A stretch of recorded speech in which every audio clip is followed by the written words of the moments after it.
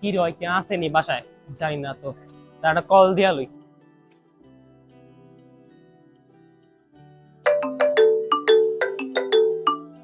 Hello, hello মামা, তুই কই? বাসায়। তো বাইকটা লাগতো। আচ্ছা দাঁড়া, নামতাছি। আচ্ছা তাড়াতাড়ি নাম।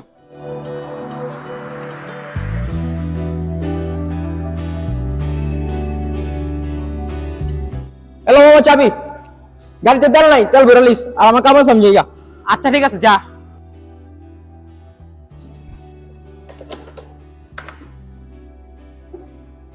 শালা কি বাট পার, মিটারে 4 দাগ আছে তাও তেল বেরোইতে।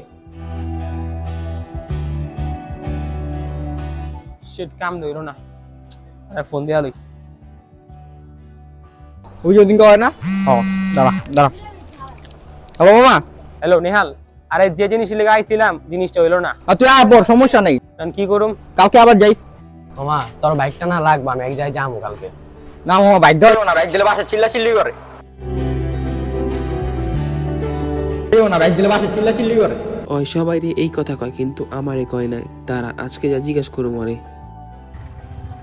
এ মামা বলছি লোক চাবি, তোর অনেক ধন্যবাদ দেওয়ার জন্য। তো থাক, আমি যাই। আচ্ছা মামা, তো একটা কোশ্চেন করি। মামা, তোর তো সবাই বাইক চেলে, তুই না করে দেস, আমি চেলে তো না করস না কোনো সময়। বেটা তোর লগে ওগুলোর লগে তুলনা হয় না। ওরা চলে আমার লাগে স্বার্থের লেগা, কিন্তু তোর ভিতরে ওটা নাই। মামা, আল্লাহ হয়তো আমার দেওয়ার মতো কিছু দেয় নাই, কিন্তু তোর মতন একটা ভাই দিছে, লাখ লাখ শুক্রিয়া। থাক জায়গা।